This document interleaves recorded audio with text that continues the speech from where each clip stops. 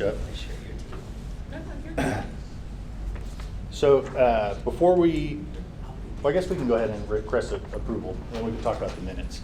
Did anybody get a chance to review the minutes? Of course. Do we have a motion to approve? Yes. I second. Second? Okay. So Kathleen, the motion, and Keith to second it. So Kathleen and I had a discussion offline about the minutes. And I don't know if you guys have noticed, but the minutes have kind of changed. They were really long, and then we've shortened them. So I guess I would kind of like your guys' opinion on what you would prefer. In this case, there was something that Kathleen had shared that was important to her, so she reached out and said, hey, this wasn't captured in the minutes. So then I added it. That was the update that I sent out. So we're trying to strike a balance between readability and including important details. I don't know that there's like a perfect solution, but I'm curious what your opinion is as far as, do you want more details and longer minutes or shorter? And then I'm open to doing like what Kathleen did, where if there's something that's not captured that you think is important, we can go back and edit them. But I'm curious what the CAP's opinion is. Well, yeah, say. Sorry. Go ahead. No, go Go ahead. ahead. Well, I'll just say that I would like to know, is someone taking notes? Karina is taking notes, yeah. So, I mean, it seems, if I were suspicious, I would say it was a negative comment I made that was left off. And so I don't, that's probably not true, but is AI doing it too, or because? No. So that is something I thought about. So if everybody wants very detailed minutes, there are some devices that you can get They don't that always just. capture everything either. They did something wrong Yeah. that one time you did use AI. They said the person's name, then they changed the same person's name later. So I don't think. So they're not reliable. So probably. Karina's not a stenographer, and she's using like a full keypad, probably trying to type everything that we're saying right now. So I think that's where like the balance needs to come in of something that is realistic for her to be able to capture, but still including the detail that you all would like in there. Anybody have? Don't we capture video as well? We do, yeah. So we can review back? Yeah, so if you go way back, we didn't use this microphone. And so you could hear whoever was up front speaking, but when a member of the panel would say something, it didn't always catch it. So I've gone back and listened to them, and using the microphone now, it works much better. But I guess the only problem there is like you have to go to the video and scroll, or then you click forward and find what you're looking for. Yeah. That's something Keith wanted to say. Just personally, I like it short with bullet points and just capture the essence of the meeting. Okay. Second. Second that? Yeah. I wonder if there's Karina, maybe we can compromise the minutes, or I guess not compromise, but make the minutes match the video as far as like when we have a change of discussion, like putting like a timestamp. So then if you're looking for the conversation on minutes, maybe we could include in there the timestamp of when we discussed that. So if you're looking for specifics, something like that work? Yeah, that would be I know Zoom has like a thing where it like does like an AI transcribing all the videos recording. Maybe try that out next meeting. Yeah, I looked at one, I don't know if anybody's used it, I think it's called Pocket. It's like a little box. And the box, like their advertisement says it recognizes voices. So once everybody has said something, it can distinguish those voices and can attribute it to. good. They did it wrong. One time. I wonder if that was like an after, like one where you put the video in and it does it? Could have been. This one's supposed to be like live. Oh, no, the live one, I was on one that it seemed to work pretty well. It's very detailed, then you pages, but they take every word. Yeah, that would be the extreme. Okay, yeah, Chuck. Just, I think it could be a little more detailed. I agree that you don't want to labor everything, but important conversational points should be included, at least in a brief way to trigger our memories of that conversation. So. Do you have something else? Yeah, so then maybe just be sure that any one of us who speaks, that what we said is included in somewhere. I mean, it doesn't have to be our names, but I mean, because that's what happened is, two of us were not. So it's like whoever's, going back and looking at it, is just to be sure that every person who spoke, what they said was included. Yeah, in but something. speaks like what we're speaking right No, now? I'm or- speaking in the, when we're giving feedback on policy, or whatever, when we're doing something where we're giving feedback. Okay.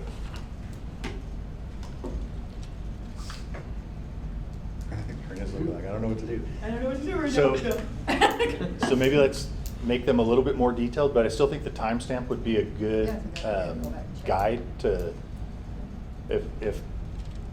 so if a member remembers saying something about this topic, but we didn't put it in the minute, at least they would know in the video where roughly to go to see that. Is that possible? Yeah, I'd have to, because I know we've had issues the last couple times with YouTube.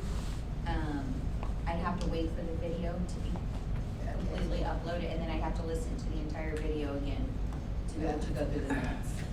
That's a lot of work. It's just to take away like. Does the video not have a time marker, or it's probably not accurate, huh? Yeah. Or You a go to time marker? YouTube and you tell it to do like, it'll transcribe it for you, and then you'll get the time marker. Yeah. So that's what I do, so then I'm able to fast forward to like the policy part, and then I'm able to pull the text and like find and search, and then also listen, and that's how I compile the recommendations. So if you go to YouTube, it'll auto transcribe for you. It's not gonna be perfect, right? But you're able to identify kind of correct, so it might speed it up. Forget everything I said, let's try that. Okay. That sounds a lot better. We'll go with the Dia's recommendation. Because yours are pretty, you got most of everything. Yeah, but you definitely have to double check things that are AI. It's not perfect, but it speeds up the process and Yeah, gives you a gives better you- starting point gives you than something to- trying to rely on your memory, to try to listen to that whole thing is a lot to just Yeah.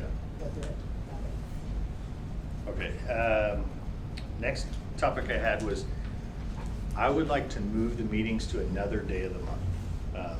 Still continue monthly, and I don't have a proposal of a specific day, but it could even be just the first Tuesday of the month. But I would like to move it because I have another opportunity to be on a board here in town that meets every Tuesday, or I'm sorry, the second Tuesday of every month from 5:30 to 7:30 p.m. The exact same time.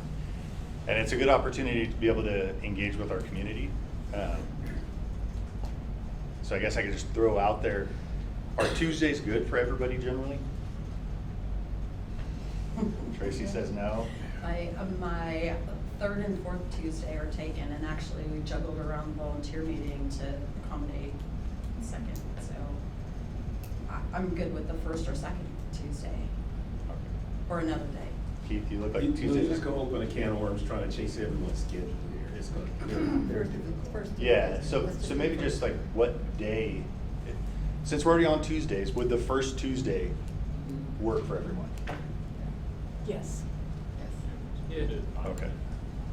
I appreciate that. I was kind of dreading, like, oh, what if nobody wants to change? Keith is exactly right. We're gonna Yeah. be chasing everybody's schedule, so. So I'll send something out. We'll just go with the first Tuesday of the month going forward. Okay, when are you starting this, sir? Because you know I have reserved. Tiffany! No. March and April are reserved for the 10th and the 10th. So wouldn't the first So- be the third?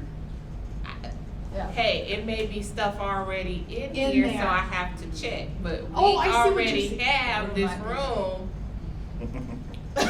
Don't be laughing, cause we already got this room Right. for those 2 months already. Now you wanna switch on me, Can you check? And if not, then I'll postpone it until May. we. Could we potentially use another location if we can? We don't know. If this one isn't available on the second? On the first. Will you check and I'll let check. us know? Mhm, We'll see. No, I'll check, I'll Just check. check. You forgot about that little tidbit, didn't you? I did. Maybe I didn't. Maybe I just like Well, this lost is- it. Used to being the other place. You just thought it was us. You didn't know it was this. Yeah. It's so comfortable here. I know. The comfort got to me. So, in trying to think about what we should do going forward, I know training is something everybody's interested. I know Chuck has some things that he's expressed interest in. But I do think it's important, at least for the community engagement division, for everybody to understand the programs and the resources that we have for the community. As representatives of the community, you should know, if somebody expresses a problem to me, you should know what we have to help them. So I asked Karina, and I think Petra, one of our specialists, is gonna help out, and they're gonna kind of do an overview and highlight some of the newer things that we're doing. And I think I've shared this before, but community engagement used to be primarily like doing our large-scale events like National Night Out, the Halloween, the Easter egg, Audible Easter egg hunt, all these big department-wide events. And then we also did some things like Neighborhood Watch, Business Watch. So kind of where we're transitioning to is still doing those things, but being more intentional about how we do it. And trying to use Petra and Tiana's also here, one of our specialists, using their skills to try to reduce crime. So monthly now, our crime analysis unit gives us a list for each of the 6 zones in Bakersfield that has the top 5 types of the top 5 locations for call for service volume and what type of crime they're calling about, and the top 5 locations for confirmed offenses where the officers actually showed up and there was a crime that occurred, and what those top 5 crimes were. So with that, we could tell, say this facility here was on the list and this is our metro zone. So the specialist assigned to the metro zone would see that and say, okay, what can I do here at the Weil Institute to try to reduce crime? And so they're going to talk about some things like if I were a thief, where they come and they just walk the parking lot. Like say the top crime here is vehicle burglary. They'll go walk the parking lot. When they see something in plain sight, they'll put a note on the car that says, BPD was here and saw this, you shouldn't leave that in your car, like you're just asking to be broken into. And that could change too, depending on what the crime is. It may be as simple as, we have that new truck, I think, has everybody seen it? The big box truck?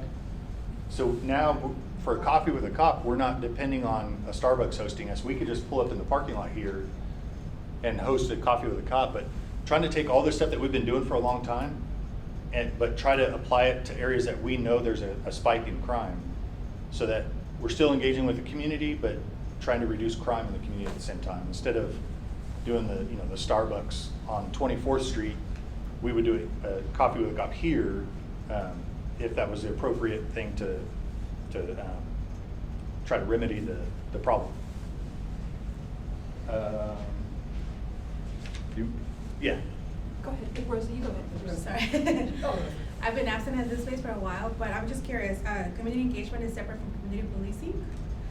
Yeah, so I think Karina's gonna go over that, but community engagement is a division within the department now. Within the community engagement division, I didn't say division at the end, but it's a division of the department. Within that is our community relations specialist. It's our school resource officers, and it's our police activities league, and it's the problem-oriented policing, which is it's a small group that focuses on reoccurring issues in the city, where patrol doesn't have the time to invest to actually solve it.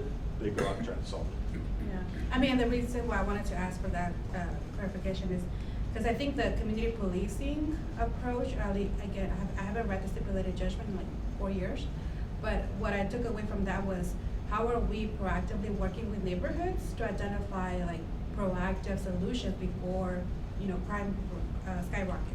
Yeah. So the idea of like, we're gonna identify this on our own and just leave notes, I think is a little bit different than what I recall from community policing section of the stipulated judgment. So I wanted to clarify, was that this suggestion of community engagement separate from community policing policy and approach. So when I was saying community engagement, I'm just saying the name of the division within Yeah. the department. But it's to respond to the community policing, model or, you know, approach that was identified in the stipulated Yes. judgment, right? Yeah, so community policing is still a thing, just whoever named the division named it Community Engagement Division. Sorry. Oh, go ahead. Go ahead. And the reason why I'm asking that is because, yes, I mean, I think it's great, like how we proactively responding, especially identifying in the zones, which one, you know, what is the type of crimes or arrests or calls are coming in. But I would love to see like a community approach. Like, are we inviting community conversation in that neighborhood, and Yeah. what is it that we're missing? Again, as opposed to like individually BPD saying that, oh, we know that there's a lot of theft here, so we're gonna do this, but like from the community buy-in to really have community response or solutions before we activate law enforcement. Yeah, so Karina's gonna talk about a lot of that. So one thing that we implemented was, it's called the DICE model. So DICE stands for Data Informed and Community Engaged. Because we only know what the stats show, but if people aren't calling the police, we don't know the true picture. So that's the community engaged side of it, of going out and meeting with community groups to find out what's actually happening. I'll segue into, before we bring Karina, I'm sorry, go ahead, Tabitha. So I want to feed off of what Rosa said, because I understand that it's data driven and you're engaging with the community, but I've been doing some research on effective ways to build trust within the community, and it really has, I mean, and I was going to provide more detail at a later date. I haven't done all of my research, but it from what research has shown, to develop the trust that we want to build within the community, it has to be more intentional. It has to be with the officers. So it's like those foot patrols where you go up and you have where you have interactions with the community outside of a law enforcement response or a specific crime. This is where the crime is occurring, so we're going to try to reduce crime in that mechanism, and that's great. That's great, but the research shows in order to build trust in a community, we have to be more, officers individually have to be approachable, and it has to develop from the officer engagement within the community. So again, I know you've done things like foot patrols in the past, but those are some of the identified mechanisms where the community feels like, oh, okay, this is somebody I can approach and I can talk to about these issues, and it's got to start. That's from what my research is showing. I agree 100%, and everybody back there agrees. And they're gonna talk about a lot of that stuff. Okay. So when I say we're taking these things and applying them to areas of crime, that doesn't mean we're not going out and having conversations with the community. That means setting up neighborhood watches where we're going out with officers and being accessible and approachable to the community. Business watch is another one.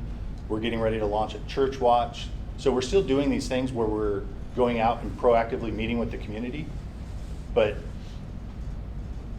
if we can go out and meet with the community and engage with the community and hear from them in the same areas where crime is happening, I think we can accomplish both. I mean, I'll tell you, I was targeted one time for at the gym, I got one of those little sticky notes and I was like, oh, they were out here, they recognized, that Yeah.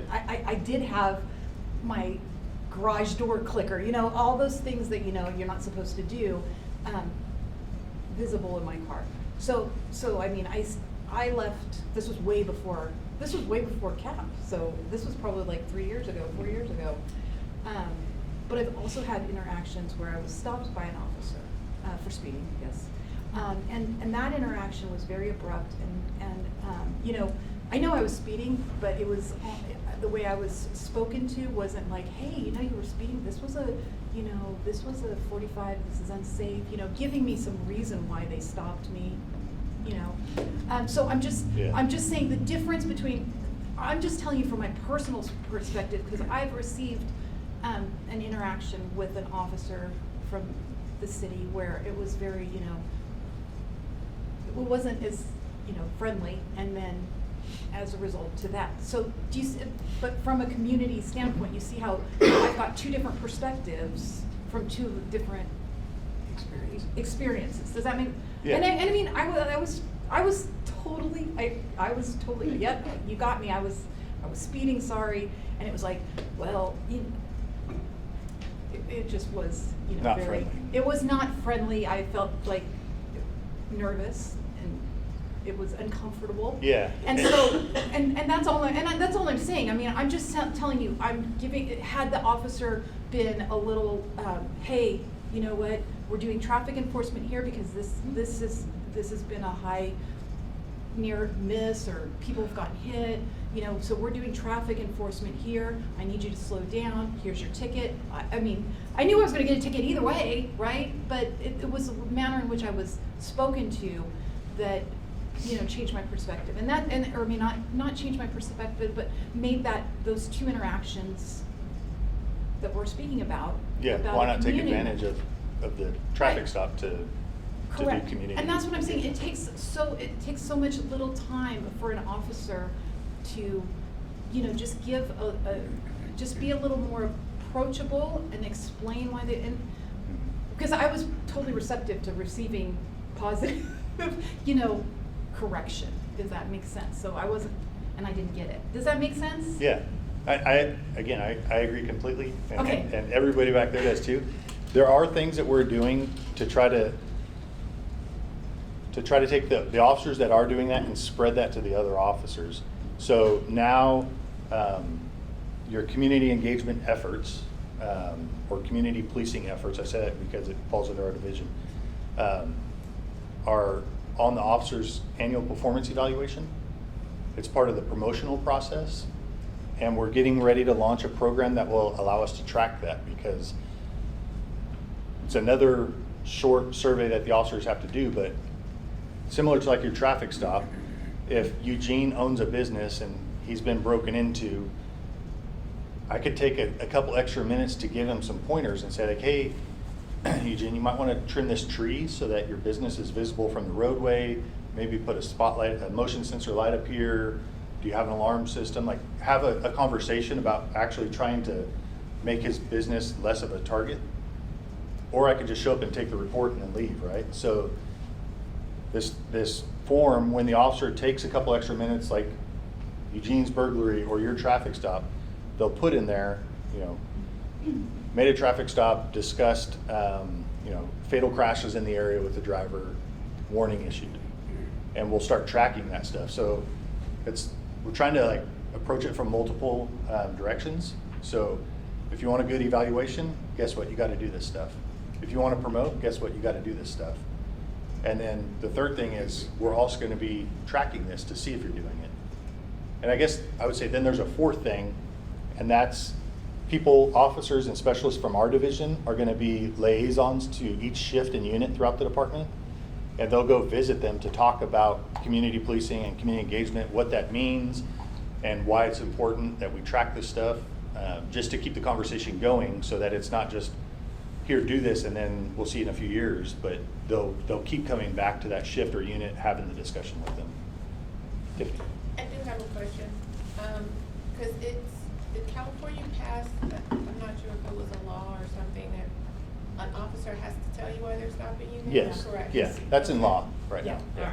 All right, I was This was prior to that. prior to. This was prior to that, and like I said, I mean, I knew I was speeding, I knew I was caught. But I think a lot of times, and I've learned over the years, that when the officers are doing those traffic stops,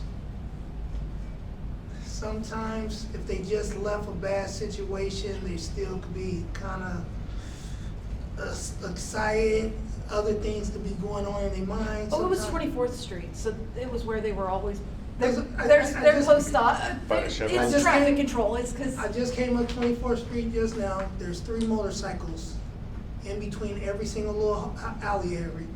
And I just drove past all of them. But the thing I'm saying is sometimes we don't know, like I said, what officer's going through. But one of the things I would suggest even there, because he's offered for me to come out to the academy several times. Sometimes having somebody go to the academy and teach those guys too how to be more subtle when they talking. They hearing it from you now. So you might go to the academy and actually train somebody and say, or somebody might really get what you're saying to know this is how we should approach, especially females or anyone. But Yeah. they might approach you different because you went to the academy and said, hey, you know, I was stopped before, and you know, if you guys were just a little more kinder when you talk, it'll go a long way, and it might change somebody the way they come out the academy. The academy is one thing, but we could do that for briefing trainings too. We could bring in a few CAP members, especially if you've had a bad experience, and talk about. It wasn't necessarily a bad experience. good. I'm just explaining I felt good about, yes, I feel like the police are protecting me because they identified how I made a mistake here. But it's also, you know, I also had this other experience in which there was an opportunity to demonstrate community engagement, and it was a missed opportunity, Yeah. right? So that's all I'm saying. And again, these are both years before, you know, this was before all of this happened. I'm just, And I've seen some good traffic stops because I've been a little bit different. I've seen officers stop somebody. I stay so far away. I observe the whole situation. I approach the officer. What was that traffic stop for? They explain everything to me, and we go through the whole thing. I don't even say I'm part of the CAP advisory until the very, very end because I want to see how their response is. So sometimes I have intervened in certain little stops or certain things that's going on in the community because I like to know how the officers actually conducting themselves out there. So I do that. I know nobody else like walking up to the police, what you doing, you know? But sometimes if you're gonna answer, because like I said, I've seen people in bad moods. I see that at the prison all the time. I see it even out on patrol. If something happened at home today, they can't come out and. oh, no, I agree that's not, I agree it's a tough job. You know what, Tabitha, what you're describing there, from the community that I represent or come from, that was common. That was common.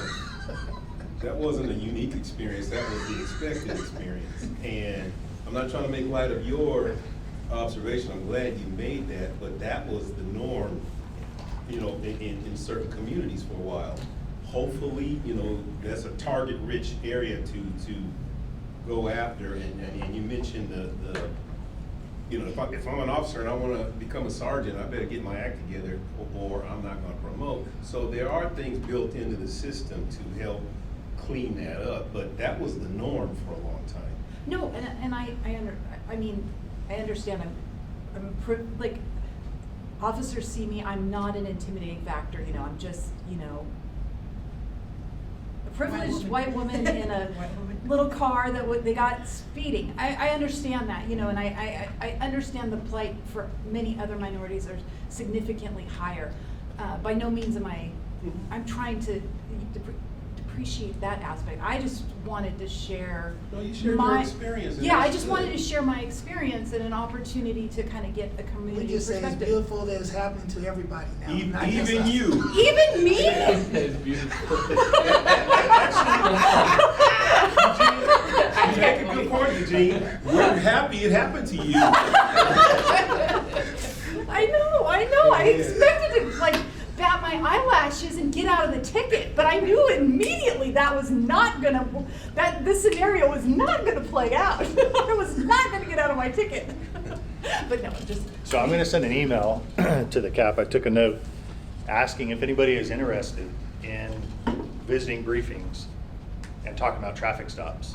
If you remember a while back, several months ago, I had shared a video. I don't know if anybody watched it. I think it was a link to a video of a traffic stop. White officer stopping a young black man driving a car, and then it's like time stops, and all of a sudden now they're in this diner sitting across the table from each other, just talking about like the driver is saying, I'm scared, I don't know what to do, I don't want to get shot. And the officer is saying, I'm scared too, I don't know who I'm stopping, I don't know what your intentions are. And they have this conversation, and then it goes back to real life, and they come up and they have a pleasant traffic stop. It's super powerful. Maybe I'll send that again too if anybody didn't get a chance to see it.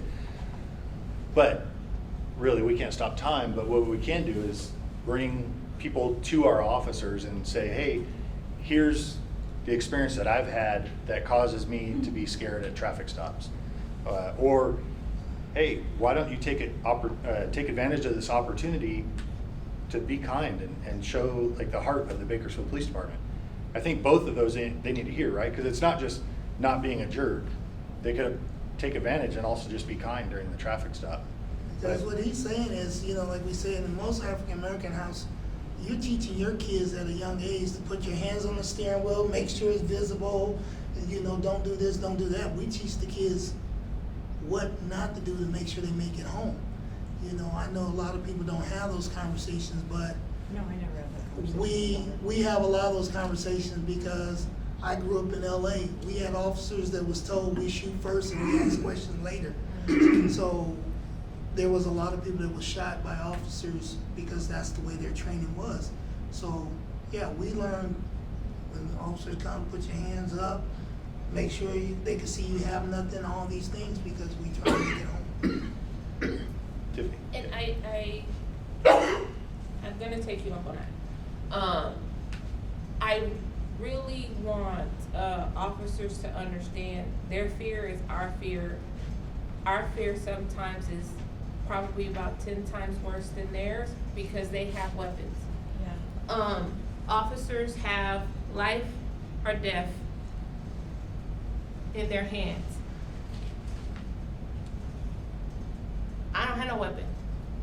I can't make that decision on you, but you can make that decision on me. So I think kind of bringing that home constantly sometimes actually helps because I grew up in Los Angeles too, South Central. Coming here was scarier than there. I'm be honest. I've had some horrible experiences here. It is am I going home and I did nothing wrong other than being me? Versus some of those folks looking at me thinking I'm bad just by the way I look and I'm gonna treat you as such. So I think it's really getting in the mindset that you don't know who you're gonna come across. But don't judge me based off my skin tone and think I'm a criminal. Cause I could be a Fortune 500 CEO and you wouldn't know. So it's one of those, it's PTSD at its fullest. I'm not gonna lie. When we have our kids, we are teaching our kids PTSD before they even interact with officers. And they're stressed out when somebody gets behind them because that's what we have to teach them to be safe. Make sure you have your hands on the wheel, keep your hands visible. So it's important for any officer to know the person on the other end of that vehicle may already be stressed out, may already have this preconceived notion, I am probably not going to make it out of this situation alive if I make the wrong move. So, yeah, to me, those things are important for officers to know that if you're approaching a situation where you're de-escalating the situation coming to the window. Hi, my name is so-and-so and such and such. This is why I'm stopping you. And just go through that particular routine with everybody you come in contact with, unless you know the person that you're coming in contact with is a known criminal. Like, don't treat, you know, it goes a long way. It does. And I think this discussion in this room, in this context, really demonstrates how much work has to be done within the department to overcome the historical issues that have preceded you guys. This problem preceded every officer in this room. Right. And we understand you're carrying the burden of decades of this issue. And we understand that you're taking the steps to correct it. But I think that's what we're trying to communicate here to you is some of the community engagement is great, but it's really going to take a lot of effort to change the ship that has been driven so far and so long in these waters to get it back. I mean, it's going to take a Herculean effort on your part. And I'm sorry, guys. I'm sorry that it, you know, I know you guys don't have a huge budget. You don't have a lot of time. And this is not an easy task. And nobody has the correct answer for you. And we're all floundering, right? But I'm just saying the voices that are expressed in this room kind of show how much community engagement, how much community policing is really going to have to be developed in this community if you ever want to gain the trust of the people that, because we're all participants here. And we only represent a very small portion. I was smiling because you're quoting books. Have you read Turn the Ship Around? No, that was my own. I understand any system. It's like a ship. It takes incremental changes to change the dynamic, and that's what we have to do here. And it's not easy, and nobody has the right answer. But I think, again, with these voices that you're hearing for the community members that are actively seeking to be a part of this, should demonstrate the challenges that are being posed to you and the department to making the corrections that are necessary to gain the trust of the community. Yeah, and I think, you know, years ago we did those principal policing classes, and I think it was good because it set up like this, but smaller groups. You'd have an officer or two, and then, you know, like maybe 3 or 4 community members at a table just having these conversations. Because, like Tiffany, to your point, and I'm not discrediting anything you said at all, but just to add a perspective from the other side of the officer walking up. So you say, like, the officer has a weapon and you don't. The officer doesn't know that. He doesn't know. No, I get that. And even to go to the historical standpoint, you know, so many of our officers know someone that was killed in the line of duty, or, you know, they see a video come out where an officer is shot walking up to a car. So it's not saying that's more important than you, but just to show, like, both sides are coming to this meeting with, like, baggage built up. And that was my point. Yeah. Because if you really take a look at it, there are some PTSD parts of being on the job. There is stress levels on the job. What my thing is that you want people to understand that we're more alike than we are not. And when you start to drill that piece home, it does matter. But just as Eugene was saying, historically, minorities are approached more aggressively because you don't know who has a weapon in a car. It could be the little old white lady could be the one that ends up shooting you. I told the officer I have a weapon in my car because I did have a weapon in my car. Yeah, but I have a concealed carry. Not right now. There's no gun in my car. No, I'm just kidding. But I did, and you know what his response is? Don't shoot me. And he walked away from me. That's what he said. But you see my You see the point. difference? Because Yeah. the difference is, if a black person said they had a gun in the car, you would have had to step out the car, you would have to prove that that was your gun, you have to prove that it's legal. It would have been So you 100 did. more steps to that. It wouldn't just been, oh, you got a firearm, don't shoot us. No, you need to step out the vehicle. Where's the firearm located? All those questions would have came up. That's the difference that we're explaining. Yeah, When and- it happens to us, And you that's- really pulled out the car. That's why I said I'm not trying to discredit what you're saying, but, No, and I- but that baggage on both sides makes that traffic stop that much more tense. But see, the baggage I'm referring to though, isn't applied to everybody that's being stopped. That's And what- Yeah, exactly. that is my point in what I was saying. I get it, but anybody you stop could have a weapon. But your baggage only comes up when there is a minority person that you're stopping. And that's the piece that has to be it has to stop. If you're going to be that way with everybody, not just with some people. Yes, So yes. I understand that aspect, but don't be situational in your approach to a traffic stop. Right. Yeah, just real briefly, getting back to Eugene's comment, that the officer may be really stressed out, may be upset, and I would hope that officers would be trained that if you are uptight, let it go. Because that's a formula for escalation rather than de-escalation. Is that part of the training? Yeah, Well- and I think we're light years better than we were in the past.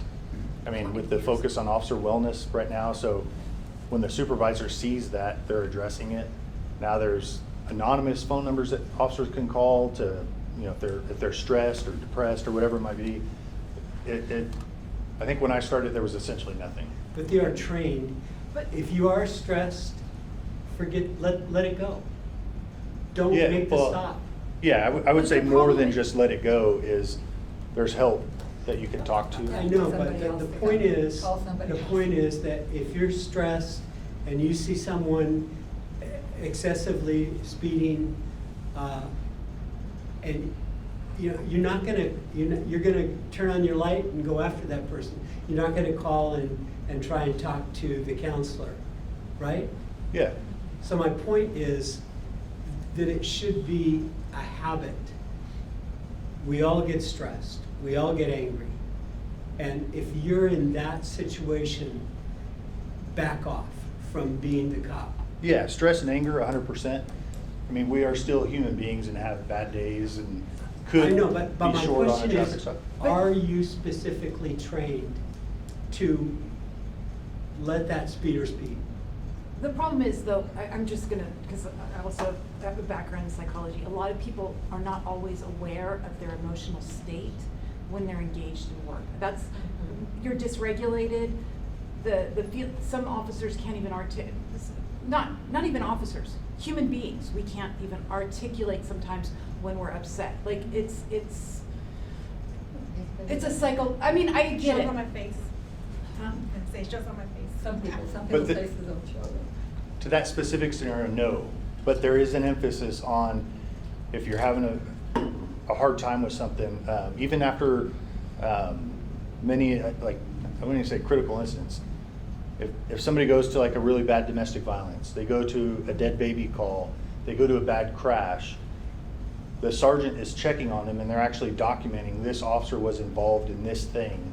So there are all kinds of mechanisms built in to pay attention to the officer and their attitude, their mood, their performance, all that stuff, to try to prevent exactly what you're saying, where an officer is just angry going up to a stop. Is that a new thing? Sergeant checking on his people? Captain Holcomb, how long have we been doing that? He actually leads our wellness division. Heck, even before blue teams were a thing, I mean, there's been wellness referrals, peer sport's been around for decades. It's been more intentional.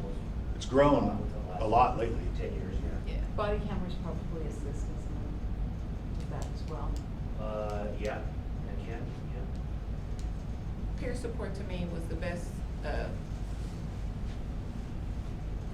thing to really come out more of, because it was almost like a hidden gem before. Right. It wasn't something that was widely practiced, and the fact now that it's widely practiced, I believe is probably the best thing that has happened to our public safety folks in a while. Yeah. Rosie, you had something? Oh, you had your hand first. You can go, 'cause you No, know. I mean, I think it seems like I never left. I was gone for a few months, but I'm excited to hear that, you know, we're still pushing for what was the intent of, like, how can we improve? And I agree, I think it's a culture shift. It's gonna require policy, it's gonna require training, it's gonna require holding agents accountable whenever that happens, you know, because we see it. I mean, we see it in our, and that's why we are in a stipulated judgment. But I wanted to bring it back to like the idea of the community policing. Again, I will have to revisit the document, but I think that was the intent of it, like how can we or BPD officers not make it their first encounter when they're doing the traffic stop or when they're, like pulling stopping folks, but more like, what is the approach to involving community into addressing the public safety concerns for that zone or for that neighborhood before it becomes like, again, pulling the gun out, but more of like, and again, maybe anyone correct me if I'm wrong, but the community policing on that section was talking about how are we identifying, the outliers in this situation, and how is the BPD working with that neighborhood to address it, and not necessarily like in the criminal proceedings, but more like, I'm using an example of with the sheriff's office when we had a community conversation out in Lamont. People were saying like, oh, we kept on calling police on this people that are sleeping on the streets, and they would arrest them. A few days later, they were back in the street. So the issue is not criminalizing that person who doesn't have a house, but it was working with the county to address the houselessness issue. And so I think it was the scenario that I took away from it is like, how are you using community policing model to address social issues before we criminalize it, before we have to call BPD to say like, hey, I need BPD because there's kids skateboarding here. Like, that is not the issue. The solution is not call BPD to arrest them. What is the community policing approach? Why is there a youth program? Is there a park? So I think that's what I took away from that community policing approach on that document. And so I would love to support in this division, like maybe other ways we can do a model pilot in one of the zonings, one of the zones that you identify where we're seeing all, increased calls for this issue. Maybe how we're working with that neighborhood, involving BPD and the neighborhood to respond to that. Yeah, so I think there's a balance, right? Like, police still have to address crime. Obviously, kids skateboarding, nobody wants to put them into the system and get a revolving door where like they're identified as a criminal. But if somebody's broken into a house, like, that victim is gonna want some sort of justice, right? This person broke into my house, stole my goods. So I think it's a balance. I don't wanna steal all of Karina's material. She is gonna go through some of those programs. No, you did a good job, boss, we're good. So she's gonna talk specifically about some of those, we call them non-enforcement strategies, where you're going out and taking things out of the environment or putting things in the environment that prevent crime from happening there. Yes? Well, I missed maybe part of it, but I was gonna go back to what we were saying about, you said about principal policing. Chuck did not have a good experience, but I had a wonderful experience there, because the way it was set up, and I'll go back to the judgment first. The judgment says community policing involves listening to your critics. And so far, we used to have that when we had meetings that our community group did, and principal policing did that. Although the police officers didn't always respond well. In my case, they did. But we watched videos to show that people would respond quicker to a person of color. We went through all that stuff. We went through the history of the KKK running the police department in Bakersfield for so many years, and still, I can say 25 years ago, there were still people burning KKK crosses in Oildale. So, it's to realize that history, and then we sat around tables, and there were, police officers and community members. And we did exercises to show how we try to solve a problem and realize, oh, I thought that, and you thought. It was like to work on the received perspective matters, and also we talked about, people's issues. So for me, I know when Chuck had an experience where BPD said, none of it's true, did you say? Well, in my case, they didn't. In my case, an officer came to me and he said, I'm embarrassed because they were talking about the guys who sold the drugs. He said, I'm ashamed sometimes of our department. That was a healing thing, and I've never had that happen ever, and I've never heard anybody else have it happen except that one time. But most of the time I've experienced is people will say, we meet someone in the street or something, we're talking to I have a friend who met with a police officer, and she said something, she's wanting to take pictures and says, you can't do that. She said, yes, I can, the judgment. He says, judgment's stupid. So a police officer talking that way is not, and then if we were in this kind of a group, like we can here, but if we were in a group with people who had experienced it, and like we did in the community, and we begged for years to have principal policing come back, but never did. And I would think that that would be something, it wouldn't be the same thing, but something like that would truly be getting the community input, not just top down. Yeah. So a few of us attended a class, which would allow us to put on the principal policing again.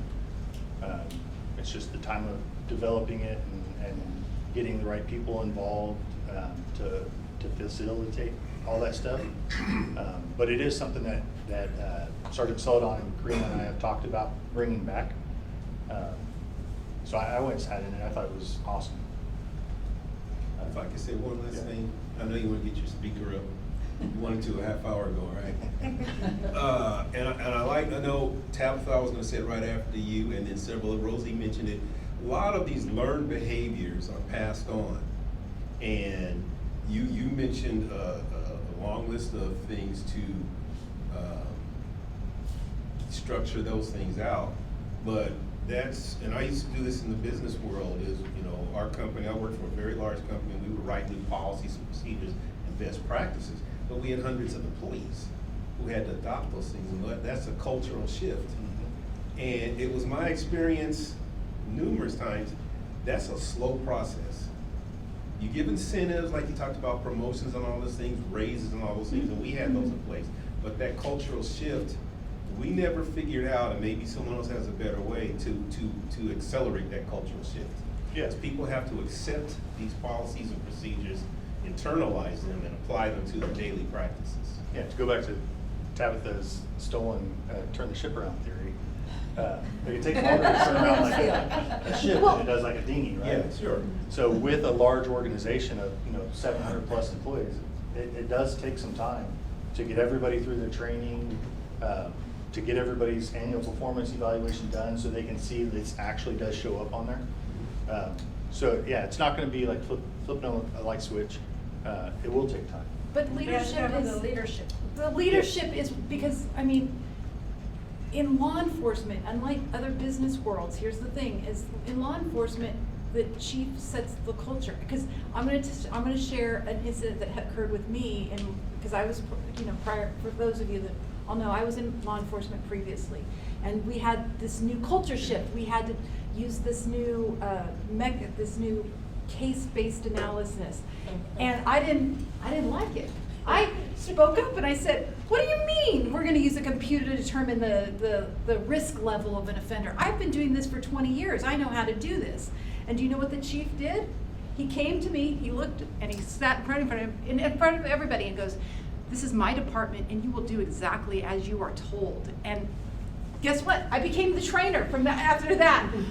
But what I'm saying is leadership has a huge ability to change the direction of a department. And again, that's why the chief being selected for this department, I think is, I appreciate that the department is asking for community involvement, because I do believe that the chief sets the tone and could have a bearing on the direction of the department, because. So there's two types of changes that need to happen. One is more easily affected by the way you just said, like do this or else. Yes. That's changing tasks, right? Right. That's changing the way somebody does a specific thing they're told to do. In my opinion, what takes longer is to change their desire to do it because that's the right thing to do. So we could tell you, after every traffic stop, say these words, and the officers will go out there and they'll say those exact words, but it may not be the right tone. It may not come across as genuine. That's what takes a little bit longer, I think. We can compel them to do this specific task, but it takes a little bit longer to teach them and show them you're doing this task because it's the right thing to do. That's how we serve our community better. So I think one can happen quicker and then the other follows it, and hopefully meets it. But I think too, we still at a new generation. And what I mean by a new generation is, it is tough on some of the officers because it starts in our own homes. If you're not teaching your kids how to talk to another adult respectfully, and your kids are walking out or people are walking out the house being just as rude as the officer, Because in the homes, we don't discipline our kids no more. Every parent told if you touch your kids, you go to jail, so now parents ain't disciplined. So you said, I can't discipline my home, I'm gonna let the officer discipline my kids.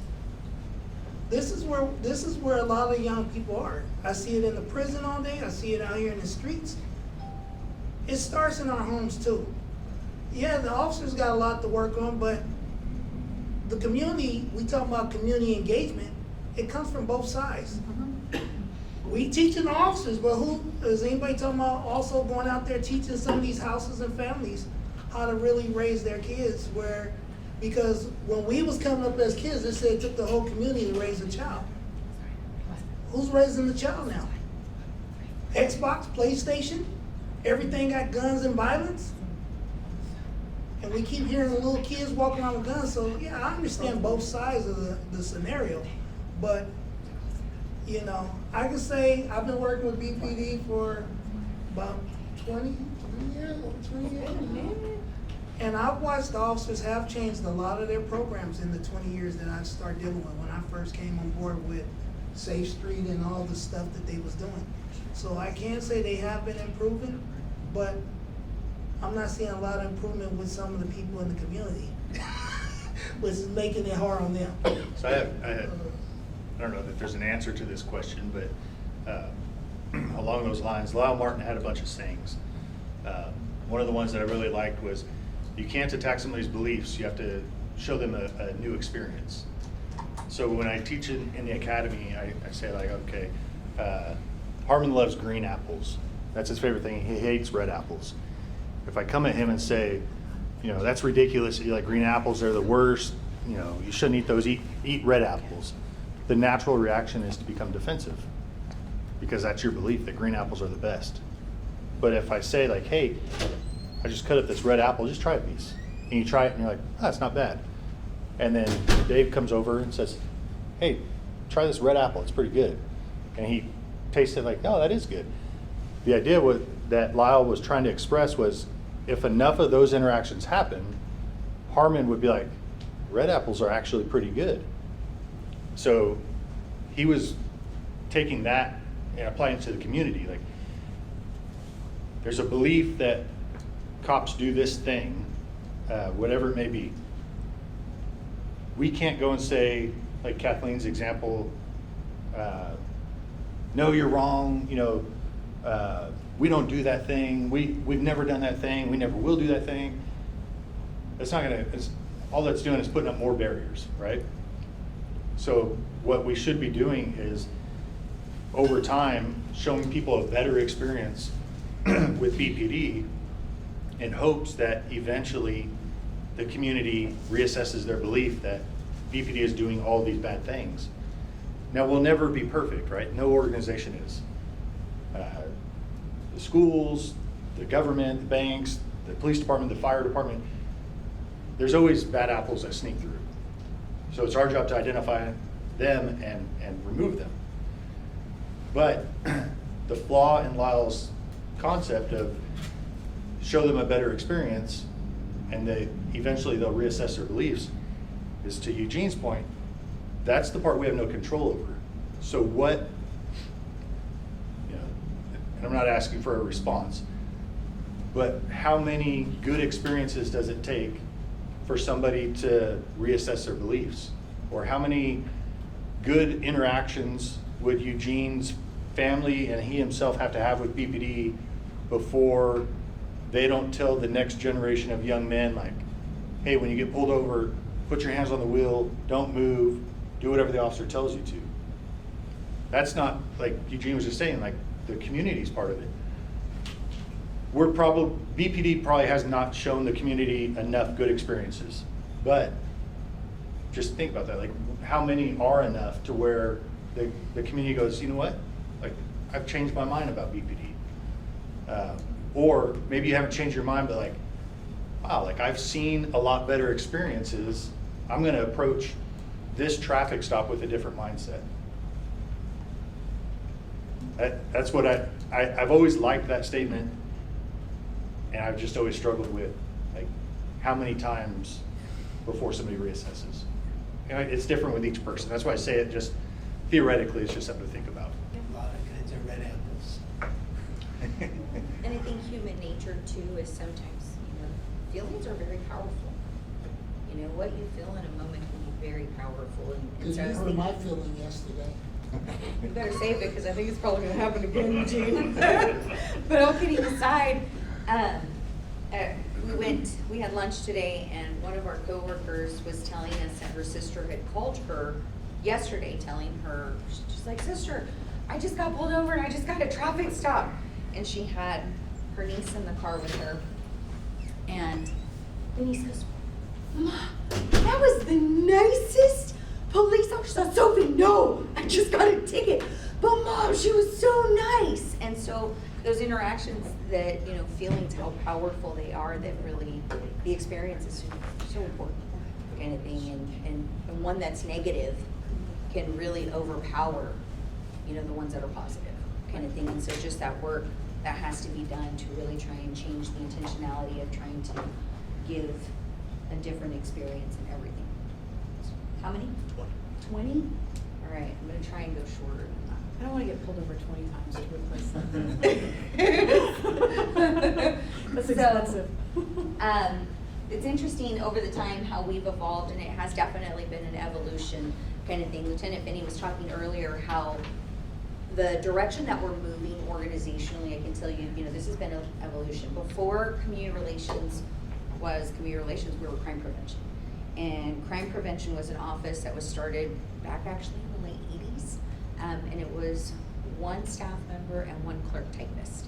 And it was more of a static, let's have a booth and present information and people come to us.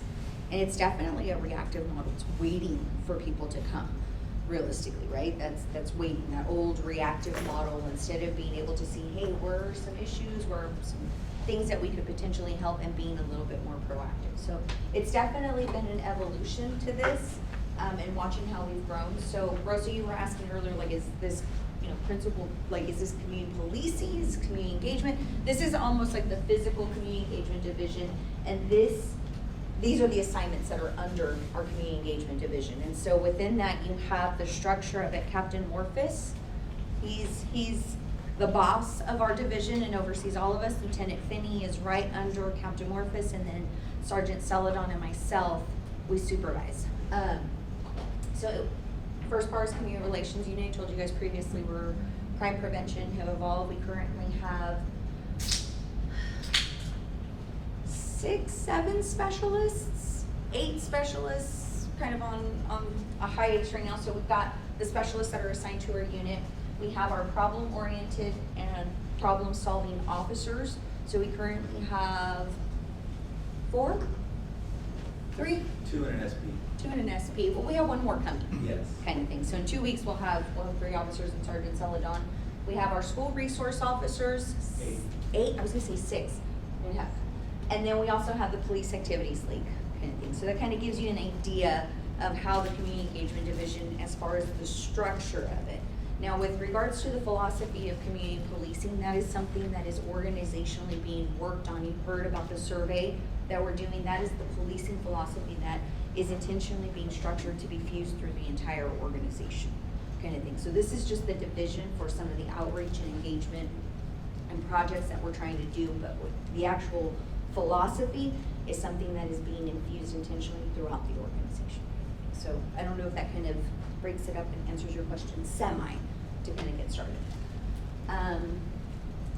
With regard to that, what are the efforts that these 4 groups oversee? What is the intentionality of what we are trying to accomplish? So one of the things that we are intentionally doing is going into our zone specific projects kind of thing. So a few months ago, actually it was in July of last year, Tiana and Community Relations Specialist Janet Vega came, and we'll go look at a quick brief overview of some of the special projects in their zones that they were working on. So where do those projects come from?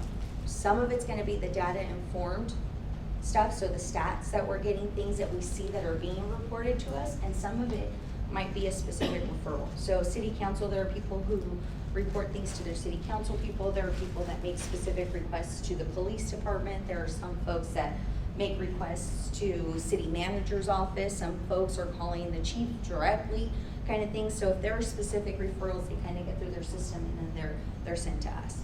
Spider Tech survey follow-up. So for those of you that are familiar, I know it's been a while since we did an overview of what Spider Tech was. Does anybody remember Spider Tech briefly? Kind of, sort of. So for every call for service that goes out, just about, there's a survey that goes out to folks that, hey, you know, how was this? How was the dispatcher that you spoke to? How was the officer that went out to your call for service? You know, were your needs met? Kind of thing. And all of the questions are actually based on principal policing practices, kind of thing. So just to kind of get an idea.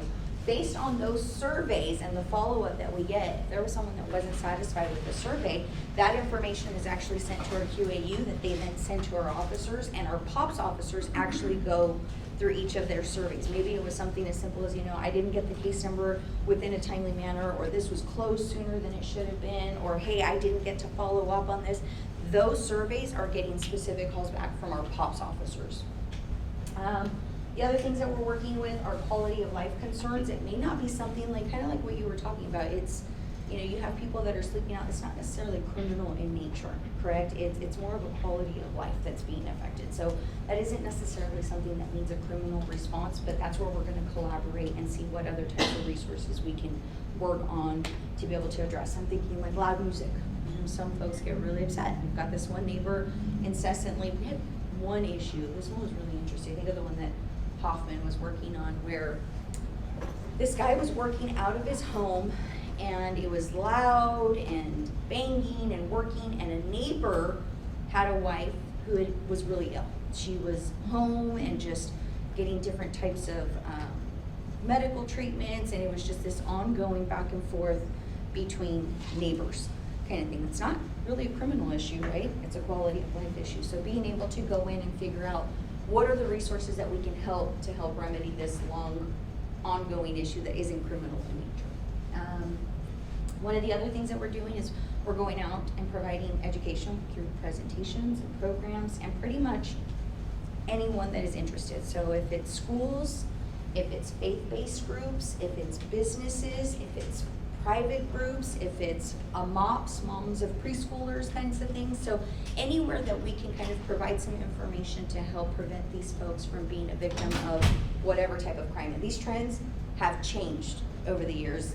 A little bit, Petra's gonna come in and talk about the different presentations. And I think about those trends. So one of the programs that we used to have way back in the day was for frauds and scams was Thumbs Down. And the reason is, do you guys remember when checks were being stolen and foraged and all the good stuff? We used to have a program where people would we'd go out to businesses and hey, get a thumbprint, and it would help deter. Well, obviously that program's no longer in existence because nobody runs checks anymore, right? So we kind of up to date and change with the different trends that occur to kind of be able to stay up to date with what it is that we're seeing that folks are experiencing. Resources and outreach, so we collaborate, bless you boss, within the community to be able to, not just within the city, but other partners to be able to say like, hey, we've got this specific issue. As a police department, we may not be the most equipped to be able to handle this issue, but we can partner with somebody else. Maybe it's flood ministries, maybe it's education development, maybe it's with the schools, maybe it's a parent liaison group with the FACE programs at BCSD. So just trying to get an idea if we have these partnerships, and we have a better chance of being able to address issues that aren't necessarily just criminal or police department issues. So this is kind of a breakdown for POPS projects of the way the city's broken down. If you guys have ever been curious, I think we've shared this information. Do you guys know what zones you guys are in? What zone are you in? Two? Is that council ward, council 2, or zone? Because I remember going to they had a zone meeting at the church close to my neighborhood, and I thought it was zone 2. So it could be like council ward 2 maybe, but and this is where it gets, this was not meant to be a pop quiz in a negative way, but this can be very confusing for people. So one of the things that we actually have coming up are our police zone meetings. We did them last year where we opened it up to the community, and we're gonna be following in suit. So you have up here on the east side, everything east of the 99 is broken up into 3 zones. So just above the 178, where you see the hill zone, so Palladino, Columbus, and so the dark areas are actually county pockets. So you can kind of see where sometimes it gets a little tricky in trying to figure out where folks are at. So that's gonna be the hill zone. This area right here with this little panhandle that comes out is our metro zone, which is pretty much between 24th and Brundage, and then everything south of Brundage is gonna be our valley zone. Can anybody take a guess, when you see these areas on just the east side, how do we decide how we're breaking that up? Because if you look at the valley zone, it's a really big spread out area, right? We've got this odd little panhandle that's not, they're like little islands almost. kind of Calls thing. for service? Calls for service, offenses, population, so there are a lot of factors that go into determining how big a zone is going to be. So in some of, like you can imagine within our metro zone it's a little more densely populated, which kind of mirrors now when we go to the west side, where we see our central zone, right? So central zone, what would you say, what is this? Parkway, West Side. Parkway to Main is pretty much gonna be our central zone, and then everything above that is gonna be north, and then everything below here at White Lane is gonna be our south zone. So if you look at the densely populated central zone area, right, it's not nearly as big as when we're looking at north and south. So again, there are a lot of factors that go into, but calls for service, what types of offenses, what types of population sizes are we working with, so then that way we can kind of adequately staff each of those different zones. So kind of gives you an idea, and this is important for our community members to understand because it is different from like a council ward. It is different from, you know, what folks recognize. We want you guys to be familiar with what it is that we're responding to, because again, that mutual understanding allows us to be more effective when there are resources and things that our community members need. What's the they're not fastest numbered. growing? Oh, go ahead. Who's going? What's the fastest growing zone at this point? South, I believe. South, Oh, yeah, that has room. South. Yeah, it's interesting where you've got a piece of the central that's almost.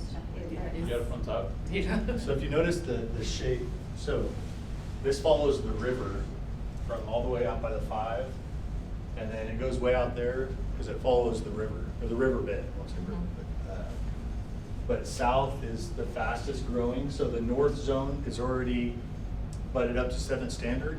The north side of 7th Standard is Shafter. So south has the most room to grow. And it feels like every time I drive out there, there's a new shopping area. Or new houses growing, Yeah. are coming up there. Yeah, there's a And lot. yet the east side, we can't even feel the east side. Did you say? East Hills Mall, and the East Hills, we only have. Are you going to bring Sprouts over to us? I think they're getting ready to start the, what is it, City Lights or? I hope so. Yeah, we keep hearing, we hope. We it's keep true. hearing, we hope it's have our true. fingers crossed.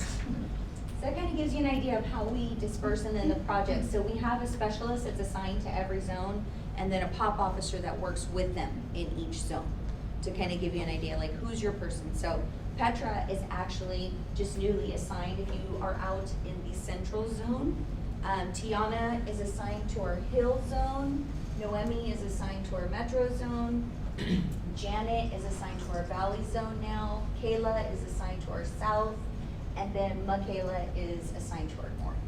And so realistically, you have a point person that you are dedicated. Like if you are in one of those zones, that if you are having any types of special issues, if there are presentations or groups that you'd like to bring this education to, you have a designated person that would work with you to be able to come. Are up they with the living in the zones that they're working in? What's that? Those that's assigned to those zones, are they living in those zones at least? Or are they just Living? traveling? Yeah, well, you know, like BPD. I live in the county, I wish I would've. Well, I'm saying like BPD, now you see a lot of their officers moving to the area that they're patrolling, and you see the cars, and I'm just saying, I think it would be different, you know, if some of those workers actually lived in the area they was working the zone, because then they're gonna feel the impact and they know. I do think that that's a nuance that's a little different for Bakersfield as a whole, because I think that when you look at most other agencies, it's actually really uncommon for the staff that work for a police department to live in the city that they work in. That's something that's pretty unique to Bakersfield. where the majority of our staff actually live in Bakersfield. That's not something that's frequent. Based on my experience, I know we've talked about this with other people, you typically don't see that. It's not a norm. Yeah, that so we see. especially when you get to more densely populated areas like anything Los Angeles and south, it's very unlikely the officer working that city lives in the city. Often they live like several cities over. And in Bakersfield, that's not the case. You know, you'll see me at the grocery store, or kids play on the same sports team, go to the same church, whatever it may be. I mean, I would guarantee that you have all seen officers out and about. You may not recognize them wearing a baseball hat and a t-shirt, but you don't get that in a lot of cities. You know, it's probably limited to like Bakersfield, Visalia, Fresno. Even once you get to Sacramento, it's probably not the majority living in Sacramento, so. But I think cause I remember the input that I would give from community is that, like, they live in the gated Rosedale South or West community and patrolling east side. And not really understanding on what's going on the ground or understanding the community. And so I think that is I don't know, maybe it has changed, but I remember those were some of the comments that I would hear regarding just BPD and why there's that disconnect with community or culture that they're patrolling, because they're disconnected. They live on the other side of the freeway. So in other words, like you see, if I'm in my neighborhood, I can count the number of sheriffs and BPD cars. But if you go to the east side, you're not gonna see, but I can't blame them. I don't wanna live there. I live in the east side and I live in the east side. What happens if you live in Actually, one there of is an the officer that I'm lives in sorry, my I didn't neighborhood, hear you. right around the corner from me. What happens if you live in one of like the pockets that's not covered by like color? Like on the previous map you were showing. So you live in the county? I guess, yeah. Then what do you do? Like, So- who do you reach out to then, I guess? So it'd be the sheriff's office. So how is the community can know, who's in central, who's, so Exactly. how the community gonna be know So exactly? there are several different ways. One of the things that we did last year was our zone meetings. We've done zone meetings actually for quite a while. Putting out there on social media, being able to get out there with collaboratives. So let me move just a little bit forward kind of thing, but there's also a link that we're actually gonna get better at promoting that's on the city, where if you type in your address, it'll show you what zone you're in within the city. And then at that point, when that zone comes up, the specialist that's assigned to that zone will come up with their phone number Okay, and their that's how email I'm so you can looking. directly Okay, contact that's them. how So I'm looking. I know that we need to be better at marketing that, and I just got that information But the zone updated last meeting, week. barely nobody can show up, 5-10 people, zone meeting, Yeah, lot of really, people, they that's don't show. Yeah, show up. last year, no, but this Yeah. year, we are actually working on that, so we'll get into that a little bit. Like, I like where this is going, because you guys are a little bit ahead of And where I we're have at. one other question before you jump ahead. Okay. Because we was talking about the survey thing. You said those surveys when people get stopped and different things.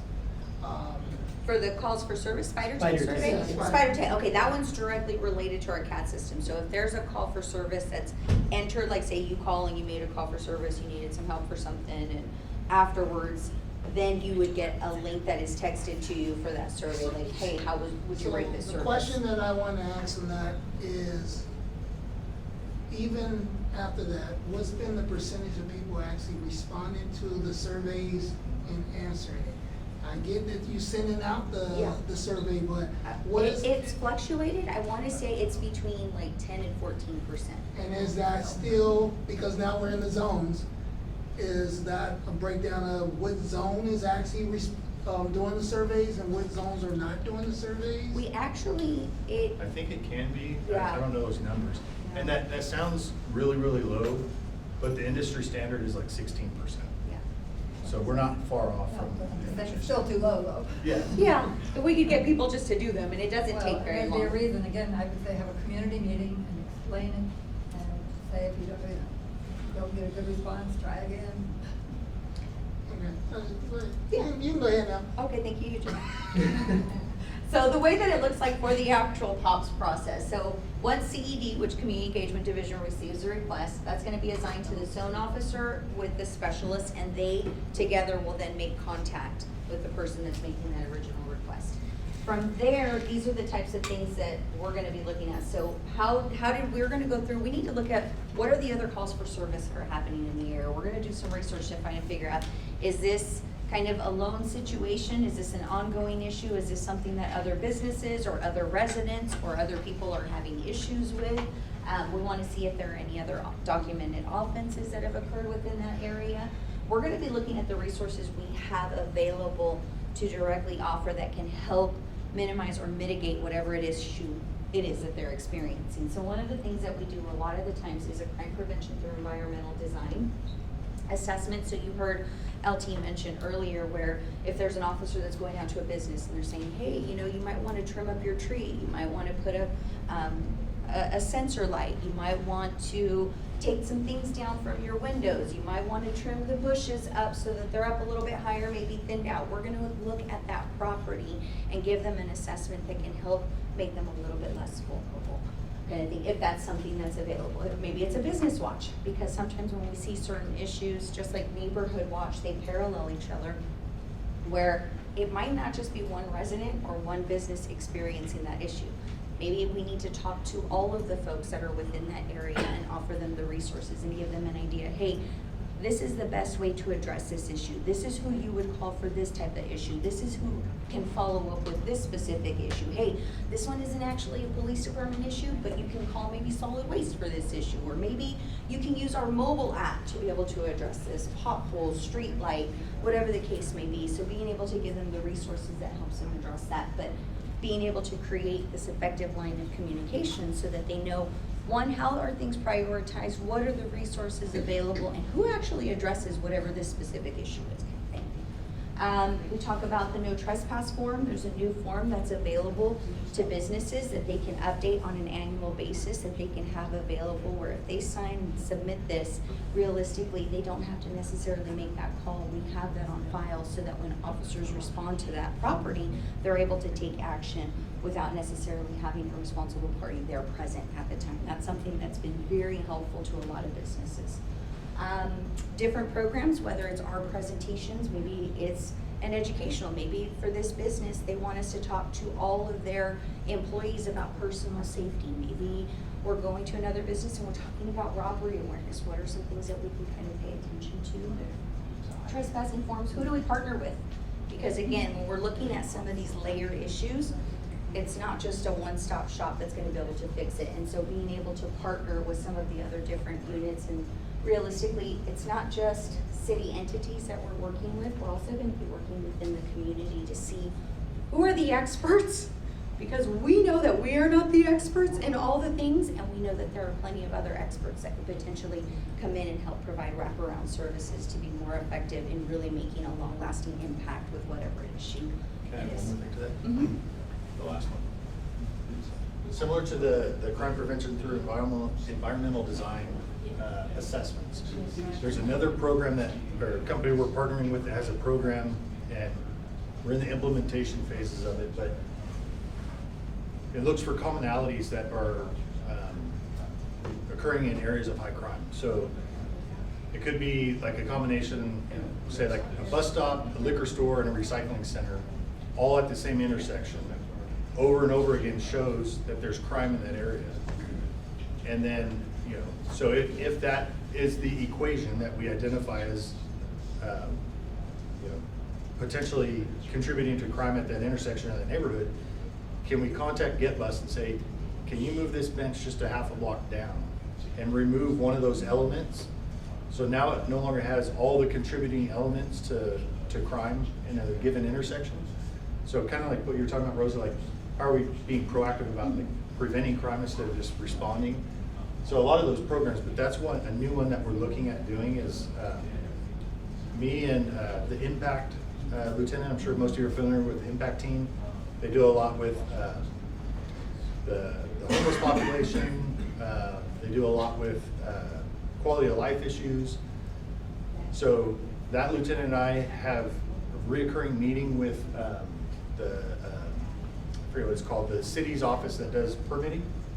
So once we get that program up live and running, then we can start having a voice from the PD about permitting, you know, like Maybe it's a bar that is the fourth element, like, hey, we should not issue a permit for a bar at that intersection, because if we do, the stats from all these other areas where those 4 companies or businesses are lumped together, there's high crime rates.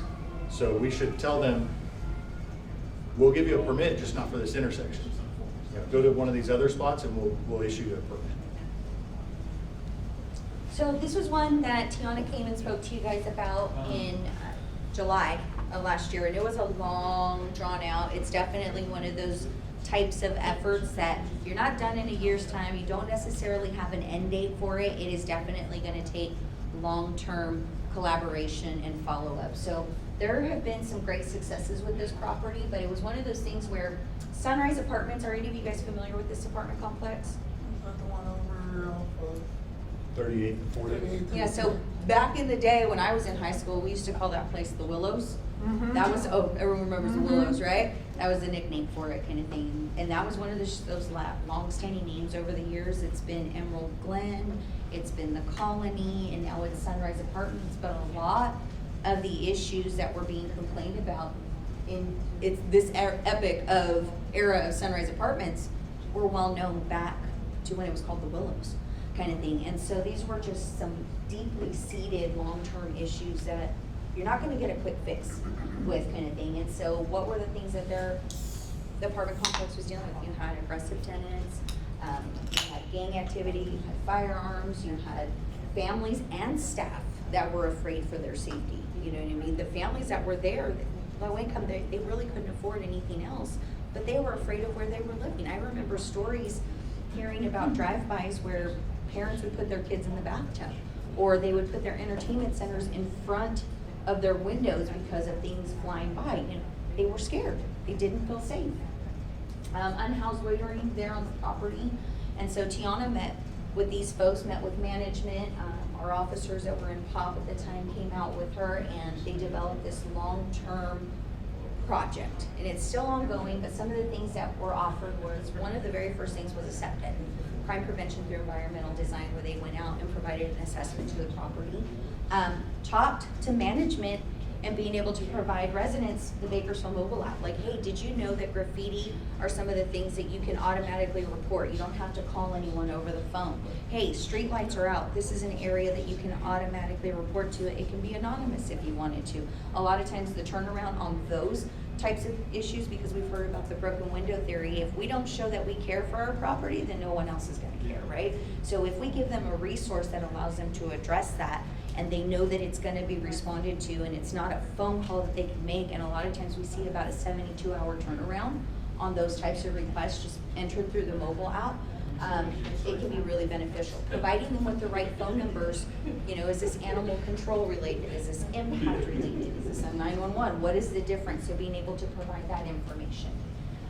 Going out there, they went out and did Coffee with a Cop. Our Cedric, the really cool, we call it the ice cream truck. It's not an ice cream truck, it's Cedric kind of thing. Community Engagement Division, we started lovingly calling him Cedric. But they were going out and doing Coffee with the Cops.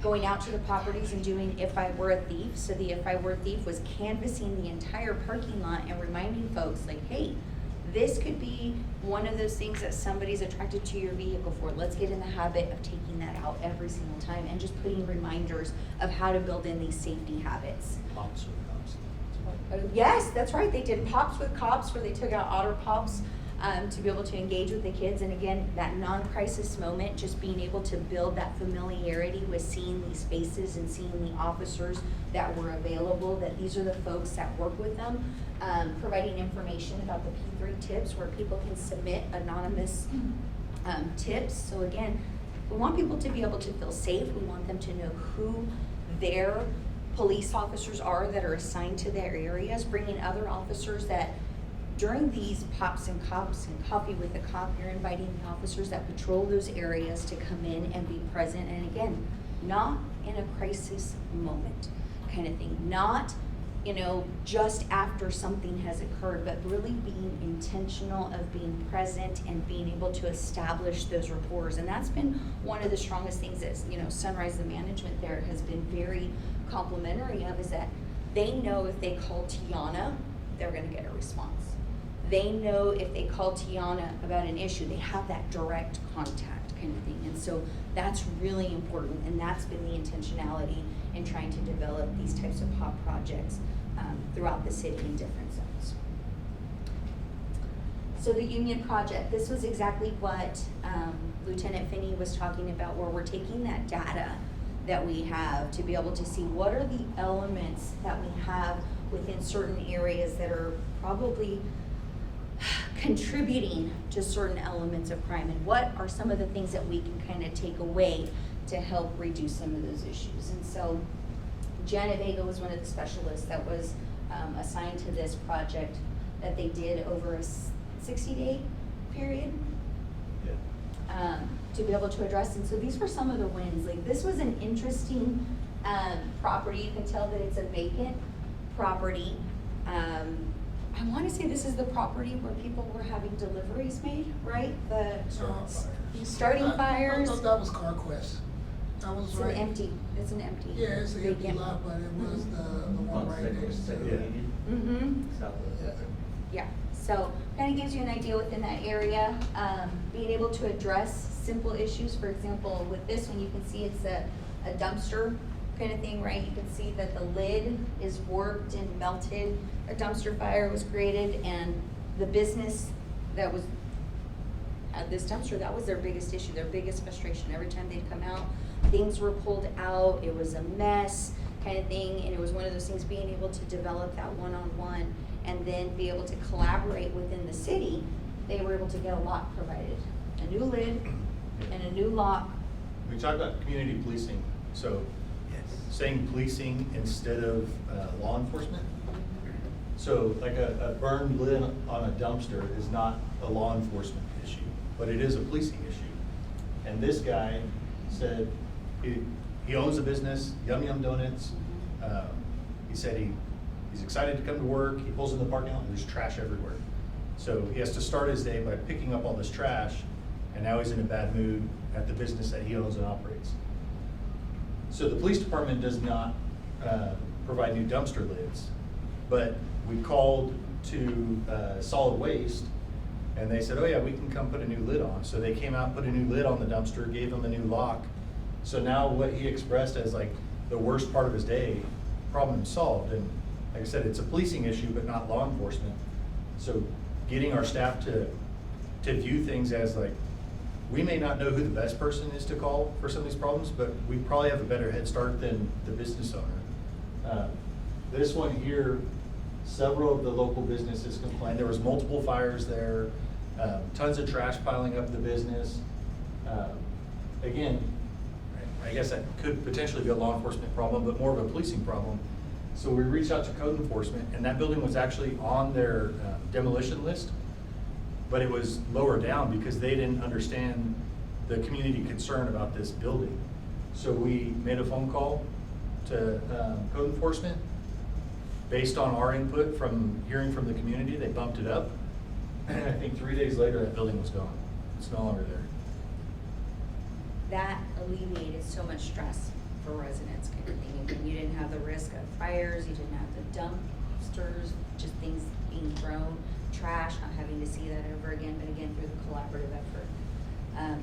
In talking about trying to get feedback, these are some of the technology-driven ways that we have available, and you're right, Kathleen, you know, Spider Tech is for those that choose to respond, and it is still a very small percentage of the community because it's only the people that have called us for a direct resource. It's not necessarily the entire community.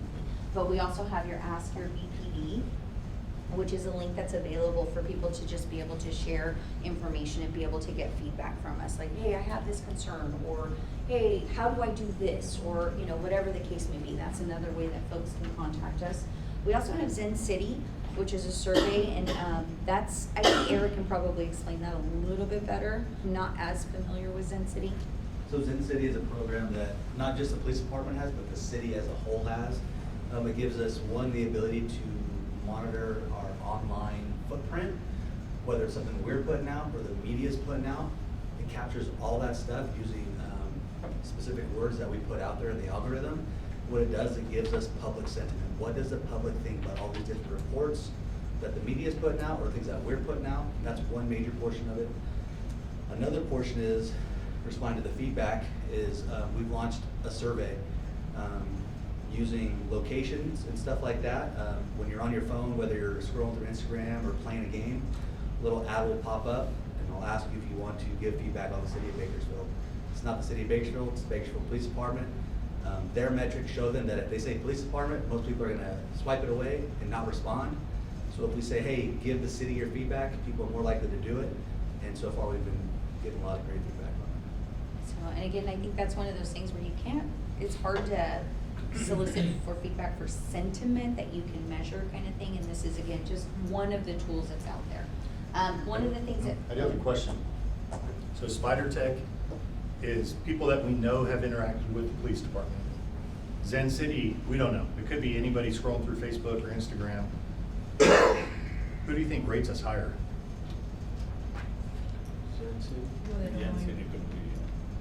Spider Tech. Spider Tech, the people that we've actually interacted with rate us higher than the unknown category.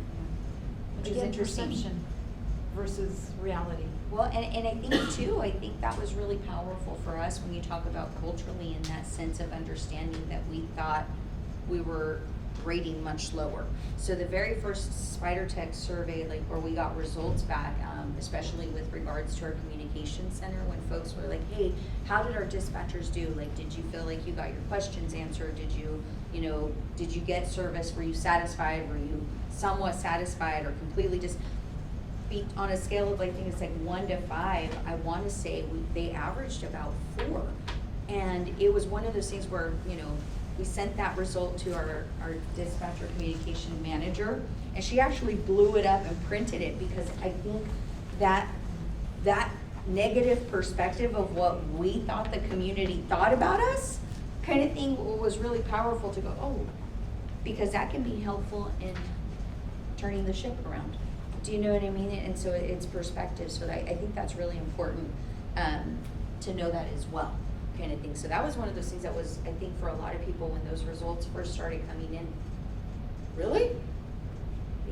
Wow. Okay, that was really powerful and I think helpful. But again, there's a lot of nuances that are going to go into helping move that cultural shift that everyone's working to, and that commonality that we all want. Do you guys post like the Spider Tech surveys, like, I don't know, biannually or quarterly? Because I remember when you guys first introduced Spider Tech, and I think it was Traco who was here, and some of the questions that we asked was like, because it's optional. So I think we wanted to review data, like, how many, demographically, who was responding to those surveys?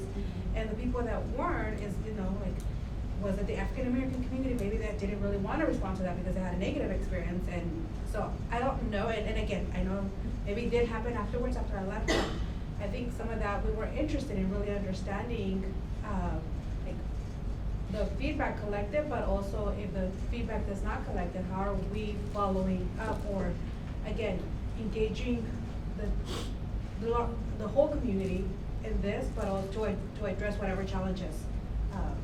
So I feel like that was a lot of part question.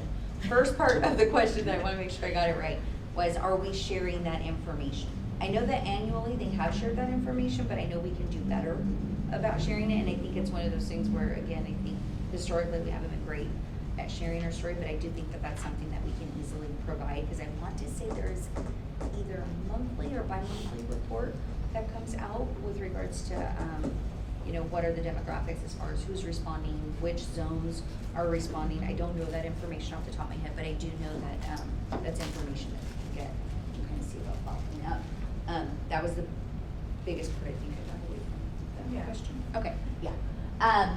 One of the things that we're also working on right now, so for those of you guys that remember our zone meetings, yes, there were times where we only got like 5 to 10 people. The Hill Zone, I think we had a really great turnout. Valley Zone, I remember Chuck, you went to the Valley Zone, we had a really small attendance in that one, and I know from that one there was like some initial confusion, like, a zoning meeting? Like, what are we doing with zoning? They thought it was something completely different from police zones. I went to the south also. Yeah. Oh, yes, you went to the south one as well. And so, trying to kind of change some of the way that we're marketing that and presenting that. We've started working on some of the dates. I know Lieutenant Finney's gonna talk about that a little bit more. But from those meetings, we invited community members to be zone representatives. And so that's something that we moved forward with. We've had 2 meetings with our zone reps, and so with them, we meet quarterly, and we're still recruiting and asking people, and so the intent is to build off of what we started last year, so then that way we've got different groups that we're working with that represent different facets of the community to be able to try and get some type of feedback. We recognize that, you know, for as diverse as we are of a population in Bakersfield, we're big. We're really, really big, and you've got people that have very specific interests, and so that's the intent of being able to have a church watch group, business watches, and all of the different groups that, you know, working with you guys through the CAP, working with zone representatives to be able to have different voices to try and be able to capture as much of a diverse voice as possible. Yeah, quick question. When having those meetings and you're advertising them, it probably would be best, because not everybody can look and read a map, just to give them a general idea of the area. If you stay at Taft Highway in Stein, like just What those is that general area, like this is we're having your zoning meeting, this is the south, and here's the area, and this is where it's gonna be. I think that's where the confusion comes in at, because. Well, we're actually gonna ask you guys for some help too, kind of Okay. thing. So we're not done, this is just at the very beginning of this Yeah. process and talking about, you know, what we got last year, what we wanna build on, what we learned, and definitely getting feedback from you Yes. guys. So yeah, that's actually something that we want to be very intentional about this year. So for each of the 6 zones, we actually intend to put a map of the zone and then kind of give some basics so people can kind of get an idea of what zone they're with. Or even zip code. Zip codes, well, that can be kind of difficult too, It because can. zip codes Because aren't, zones. it doesn't always correlate, so Yeah. there might be a little bit, but yes, that we Yeah. want to be a little bit more intentional with You said put maps. I guess my question is, where are you putting the maps at in the information for people to know? that. So there, and that's where some of the marketing that we're gonna ask On for the you flyer. guys, yeah, on the flyer, Okay. kind of thing. Okay, the flyer, but where's the, are we mailing the flyers to the? No, and that's where zone, or we- intentionally in how we disperse this out, so some of it's gonna be social media, some of it we did canvassing, walking within the areas where the meeting was located, going on Nextdoor, because those are geographically confirmed folks who have signed up. We recognize that's still not everybody. That's partnering with collaboratives, that's partnering with you guys and the people that you guys work with to be able to get the word out, working with our zone reps to get the word out, working with different collaboratives, where, you know, for the Hill Zone, we're gonna look with 34th Street Partnership. They just changed their name though, right? Yeah, Eagle Talks. Okay, so being able to kind of get an idea, who are the collaboratives that have roots and community stakeholders that we can partner with to get that information out. So one of our zone meetings, we're really excited, we're actually gonna be having at the Friendship House. Well, yeah, we spoke to Lois recently and she confirmed, and we know that they have a group that they serve that I know they would be great to share that information. So again, we wanna be much more intentional in trying to get the word out and not relying on just social media, definitely doing something where we're sharing information, you know, press releases. We're gonna try and hit all the stops that we can to try and get the word out. But moving forward a little bit, just because I know I'm taking longer than I initially intended, I'm gonna invite Petra to kind of come up and speak, and we have packets for all of you guys to kind of help get the word on these resources that are available for community members and the folks that you guys work with. But when we talk about these community programs, we want you guys to understand that we know that there are different types of crimes that affect different facets of our community, and we want to be intentional in being able to offer those resources to everyone. So to kind of talk about some of those presentations and information is Petra. Yeah, so we actually are very fortunate to have a wide range of presentations that we have, from kindergarten to seniors and everywhere in between. A lot of times when we get these requests, they're a lot of times tailored to the group.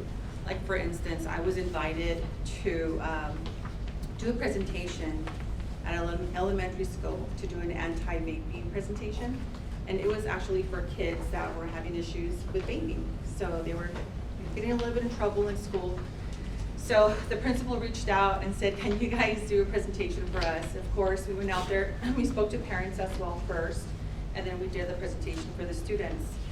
So it was more tailored towards them. And a cool little highlight about this presentation was actually, during the presentation, I seen a lot of the kids kind of slouching, not wanting to hear what we had to say. That towards the end, we were offering a lot of education, a lot of prevention, like why it's important to not vape and the health benefits from it, not benefits, but like the issues you could have in the long term and why stop. We actually offered students, if they wanted to meet, they didn't want to ask questions, because a lot of times it's embarrassing for them, right? They don't want to answer or ask questions in front of the whole group, be put on the spot. So me and Head Officer Juarez joined me. We stayed after class, after the presentation, to see if anybody wanted to come and ask questions or ask for help. The school actually had a substance abuse resource personnel there. So after, there was one little kid that was sitting in the back. He was just quiet with his little hood on. And towards the end, he actually came up to us when everybody left to ask for help. He said he wanted to stop vaping and he needed the help. So it was a little small win as a mom, as working for the department. Like those are if we just were able to have one student in the whole class, I mean, I felt like we were doing our job. And as a mom, I was like, I got chills that day. I was like, okay, yes. And same thing with other presentations, that we have to offer. Like, for instance, I did internet safety and anti-bullying. I got invited by Girl Scouts. Same thing, I had a presentation that I did, and after the presentation, the very next morning, I had an email waiting for me. And I opened the email, and it was a parent that attended my presentation that said they suspected that their child was being groomed by somebody that was following them on her social device, her phone, through Life 360, and that it was an older man that lived out of state. So through our resources, obviously I contacted one of the detectives that was able to further investigate. So when we do our presentations, obviously we want to educate. We want to educate our community. We want to prevent any trends that are happening and give them the tools and resources that they're going to need. And obviously being for the department, we're happy to provide those resources as well. And I think it's kind one of those complete the full things. circle. Yeah, you don't really get to hear about the wins as you're sharing this information kind of thing, and after the fact to have those moments, know that you provided a resource that actually is helping a parent, is helping a child, is helping a family kind of thing, because a lot of times, where do you go to get this information?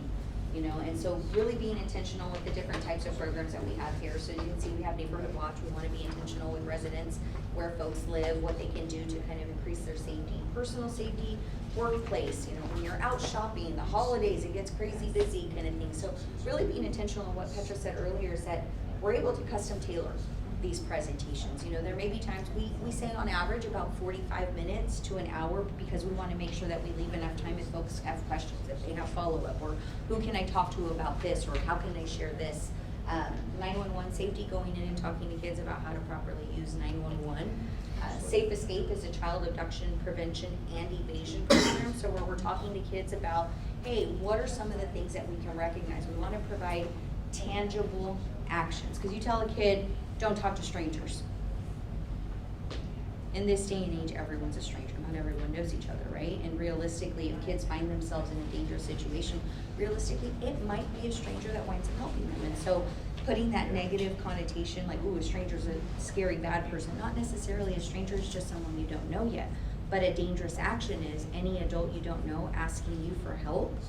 That's a dangerous action. Adults should be looking to other adults, right? So being able to give kids information that they can use that's a little more tangible.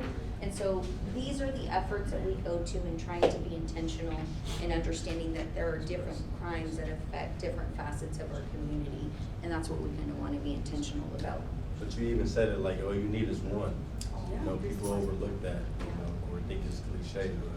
Yeah, and then too, like if that student got the help, maybe the one next door to them, like, hey, I'm gonna ask for help too. So it's just that one, it takes that one person. One of the things I forgot to list here, we also have child car seats. And I know that's one of those things, like car seats, like, you have to teach parents how to put on our car seats kind of thing. Like, most people don't recognize that about 90 to 95% of car seats are actually installed or utilized incorrectly. And the number one killer of children here in the United States, to children under the age of 12, is actually vehicle emissions. So if we can educate parents on how to effectively, correctly use that seat every single time, then we're reducing that risk of injury to children. And so we've had some cool wins in that. We've been doing that for almost 20 years as a fitting station. And again, you don't get to hear about those wins, but when we were offering the course, there was an officer that had just come to community relations. He's like, yeah, hey, I want to go to that class. You don't always hear people excited to go to a Kersey course. You're like, really? You want to go to a Kersey course? I was excited about that. It's a 40-hour class. It's a 40-hour class. I know, it's a 40-hour. Cruises and all, let me just tell you. But it was just really cool when this officer came and said, yeah, I want to go to this class. He's like, there was a crash that I went to, he's like, several years ago, where it was a single vehicle rollover collision, and it was over at Fairfax, what was that? Fairfax and College area. And it was a single vehicle rollover. Mom and Munchkin were the only ones in the car. Mom had actually been ejected, both of her legs were broken, she was injured.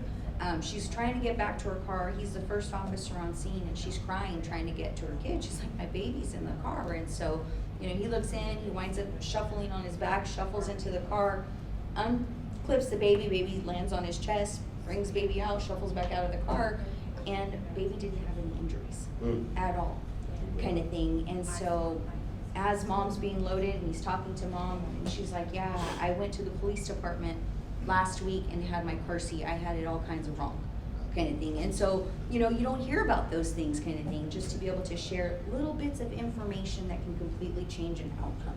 And it's not anything malicious. It's not just, who as parents have the time to go to a 40-hour class, like, to do a Kersey? You know, everyone's like, I remember mom telling me, she's like, oh, when the car tipped over, I thought the kid was just going on a ride. They liked it. Wee. Okay, no, I don't know that's how not the my case. kids survived.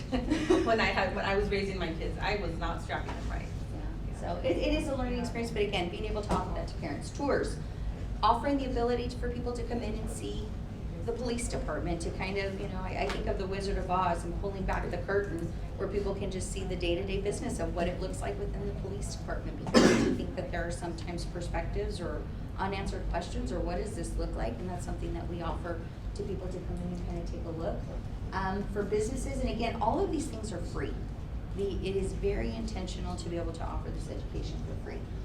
Business Watch, robbery awareness, workplace violence with active shooter. Unfortunately, in this day and age, we do see this across the nation, but being able to give people information. Again, the intent is not to overwhelm anybody or make people paranoid, but to let people be prepared, to give them some type of action plan so that they know how to respond, to not be overwhelmed, kind of thing.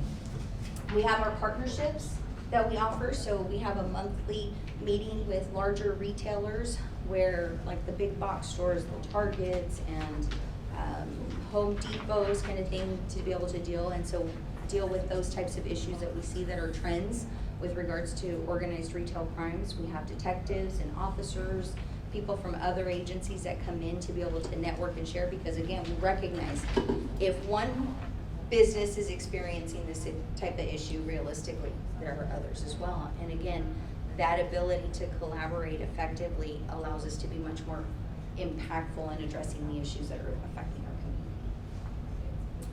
And then you guys have seen, we have our youth diversion program. This is the second year? Third year? Third.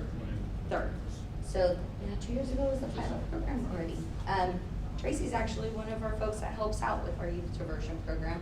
We have our junior police academy that occurs in the summer, kind of thing. So this is intentionality and being able to provide resources directly to youth, aside from just our presentations, aside from our police activities. Just waiting to be a part of it. Yeah, we're trying to get whichever way changes. Just wanna help some youth. We're working it, kind of thing, but being intentional. Again, National Night Out. Last year we tried to do it a little bit differently. I think we're gonna be going back to our traditional route where we're one place instead of going mobile. We're trying something different, but again, sometimes things don't go the way you expect, and it's okay to go back and try again. So National Night Out is a national campaign. It's always the first Tuesday in August. We would have never picked that date here in Kern County because it is so hot. But in 2020, when everything got shut down, when we were able to do it again in 2021, we decided to try the first October and Tuesday. Well, for anyone you guys know here in Kern County, every community outreach group wants to do something in October, so it's conflicting. So we're going back this year to the first Tuesday in August to be available, and again, to provide that non-crisis moment for people to be able to see all of the different equipment that the police department uses and kind of be able to ask questions and engage, and again, not a crisis moment. The Easter egg hunt for the visually impaired, that one's very specific, and this is an effort that was initially started by our bomb squad, and they asked for help. They asked for help because men planning events, sometimes they just don't think of all the details. I'm just kidding. So they work with crew, and we have this event that happens on an annual basis, and we actually partner with Kern County Superintendent of Schools because they have the students that they already have pre-selected. So this is a really neat event that over the years has absolutely exponentially grown in the types of activities and outreach and what the day looks like. So the students and their families are actually invited to come in and participate in this event. Now we've got our Halloween. This was one of those, this was our 8th year last year, and we had almost 7,000 folks come out to this. This has been one of those things that was surprising. The very first year that we did this, I thought, if we get 200 people, this would be amazing kind of thing, because again, I think that perspective and how we're viewed in the community can sometimes be not realistic. And the very first year we did it, we probably had about 1,500 people come through, and we ran out of candy about halfway through the event, and Chief Martin at the time took his credit card and sent one of the lieutenants to Smart and Final, and they basically wiped out the shelves, so much so that they actually brought mints, you know, the mints that you have after dinner. That's not even good candy, but they ran out of candy at Smart and Final, and so this poor lieutenant just tried to pick up whatever he could. But it's grown, and it's to the point where now we're actually in 2 city buildings, and we actually have other partnerships within the city that are participating. So that's actually, I don't know if you guys know who that is right there. That's actually City Manager Christian Clegg. So we have several folks that participate. I think it's interesting, not a lot of people get to see their city manager dressed up in whatever character their theme is that year kind of thing. But that just goes to show, I think, the support and the buy-in and what this event looks like for our community and how much they actually enjoy coming out to it. They didn't make it a little, they didn't have a scary part. There is. Because the gang unit, we thought that they, it wasn't very. It's been better in the past years. Okay. Challenge accepted. Okay, John. and I'm with this last year, I'm like, the gang unit, you guys supposed to really. Did you tell them B for boring? Yeah, well, I guess they said the year before kids was like running out or something like that. Yeah. We So- were finding stray shoes and. Just tell them beware. So again, our annual Christmas basket program, and this is a joint effort with High Desert Distribution, the Sheriff's Office, and our department, and we provide a total of 500 Christmas baskets. We actually reached out to CAP last year to see if you guys had any names that we could refer to. I know Keith, you gave us several names from Friendship House that was really cool kind of thing, and I think there were a couple other people that referred kind of thing, but again, these are these efforts and partnerships to where, this isn't something that as policing we get to do on an everyday basis, so this is a really cool effort.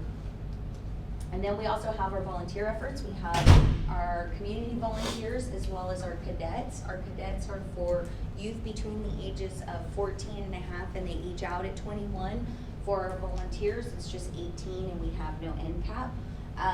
And so people think, for the cadets, do they want to become police officers? Some do, some don't. Some just are community minded and want to be involved. Maybe they don't necessarily play sports, but they want to be busy and involved. So this is a really cool program for them to participate in. There are national competitions. They get to go on fun trips. Our volunteers are helping us at anything and everything. So whether it's working youth diversion, whether they're helping out at JPA, whether they're helping out at community events with us.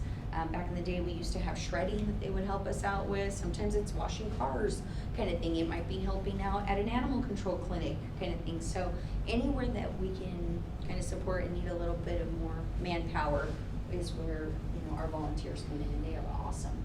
I want to say collectively between the cadets and our community volunteers, it's almost 15,000 hours a year that are put in, that are volunteered collectively between the two groups. So that's just kind of an idea of some of the things that we're doing in intentionality and trying to be available in different ways. The packets that were shared with you guys, we're hoping that if there are folks that you meet, if there are businesses that you're working with and you see that that is a resource maybe that they need, we're hoping that you guys can continue to be ambassadors for us and kind of get the word out. I know we're already gonna be working with, Keith already had, who just, before we even started today, he's like, hey, do you guys have anybody that does like, senior frauds and scams? I'm part of a group, a senior center that I think could use the service. Their director was asking if we had anybody, and so I was like, Keith, you're right on the money today. This is exactly what we're gonna be talking about, so. That's the perfect example. So not only do we want the CAP to be familiar with the community engagement division, but also to be aware of when you hear a need in the community. I would say, like, whatever the need is, hit us up, because we have these programs and presentations and everything already done that we can provide, but if there is a specific need, we can also tailor something just for that. We're a division within the department, but we have access to the whole department. So if it's specific to like retail theft, we've got an entire unit that addresses that. We can work with them to do some sort of presentation or lead a discussion. Same thing for our gang unit, our traffic division. We can bring all of them in for a discussion. So I say that, basically say, if there's a need, let us know, and we'll do whatever we can to try to fill that need. Yes, John. So, I think I always go back to social media when I know I'm the youngest one in here. But it's because I see the benefit of it, right? Great stuff, and I follow you guys on social media, right? And so I see a lot of stuff that you put out. I would love to see like an uptick of that, that goodness, I mean, me personally, I don't mind. I have a very broad audience, some that are still out there in the lifestyle, some that are, and I don't mind sharing the stuff out. I see you guys pop up here and there, but it's more so around the time of that event, and that's pretty much it. But just throughout the calendar, just getting this stuff out. I think the community, when we talk about building those bridges and destigmatizing, the bad cloud, I mean, that's the best way to, I go to social media just because I know that, like I said, I've seen the benefit of it, Yeah. And so I would love to see that, I think you mentioned that before, and it sparked a conversation Karina and I have been having about not anything as long as what she just discussed, but some sort of brief presentation about our division having a bunch of resources that we can share with the community, and then maybe like a screenshot, like a menu of all this stuff kind of summarized on one document. Yeah. Shoot it out, share it, Yeah. Yes, Chuck. Good stuff. I was especially impressed for the second time about the Sunrise apartment work that you're doing. I think that is that's community policing as clear as it can be. And also, I'd love to hear more about the youth diversion. I think I've heard a little bit about that, but in the future, that would be something that would be good to be filled in on a little bit more. Thank you. Anybody, so there was one more thing on the agenda, check with Tabitha. She's good with carrying that to the next meeting. I think it was worth postponing for the sake of a good conversation. Does anybody have anything to share? I do, and because you mentioned Chief Barton, he's actually speaking as a guest speaker at BC next Tuesday. Because we've been having different guest speakers during Black History Month. We had Gary Tipton, no. This baseball player was here today, actually. Let me think about it. Yeah, Gary Templeton was actually here today, but next week, the chief is actually speaking at BC as well. between 1 and 2:30. Chief Martin, at the Levin Center at Bakersfield College. So if you guys have the time, you can. What was that check center it out. called again, Tiffany? Levin, Levan, Center. Is that the one that Vicky is? Cause T sent me something, that's something different. Yes, sir, you know, we all, What date is it? you know, that one's on the 17th. Okay. No, but the one you talking about may be the breakfast. That's for That's a- luncheon or something. That's brunch. Okay, breakfast. That's a whole nother thing, sir. I get it. We got all kind of activities coming, but that one is, Understood, don't need to be. is one I, want to, put out there. There was a couple activities I put on there. One is coming up this Friday, Cupid's Challenge. It's like 25 years. I think from the beginning, VPD has partnered with the Mendaburu Magic Foundation. They provide support to families of children with catastrophic illnesses and diseases. And so VPD always takes the early session. So what we do is we go over to the Doors location at I in California. And we get there at 4:45 in the morning. We set up the parking lot like a drive-through. And you can drive through and purchase a box of Doors chews. $25 a piece, I believe, are the boxes. I don't know what percentage, but I know it's a large percentage of that goes directly to Mendaburu Magic Foundation. And I think it starts officially at 5 and goes till like 6:30 p.m., I believe. But if you want to see me and Karina and Sergeant Celadon and the Community Engagement Division out there, we will be there from 5 to 7 a.m.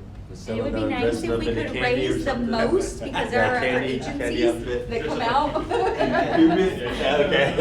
our 2-hour shift, if we could get the most, that would be awesome. Why y'all up so early doing that? Like, come on, y'all earn more money being a little later in the day. That's a 5 a.m. Y'all need to change y'all shift. No, We also have the very first zone meeting is also on there. That's gonna be March 18th. That's the one that Karina references for our Valley Zone. It's gonna be at the Friendship House. You all are welcome to attend. And then one thing I want that was new, because I don't like putting like reoccurring things on there that we do. I want to show you new things that we're doing. Tiana, you're actually doing the Launch and Learn with BC. So that one, you can't crash that one. I think that's for registered people in the program. But just to show another way that we're engaging with the community to provide a law enforcement perspective to that entrepreneur program. That was a difficult sentence to say. Anything else to share? Thank you, everybody, for making it. Thank you, Tiffany, to UMBC for hosting us again. I already sent the email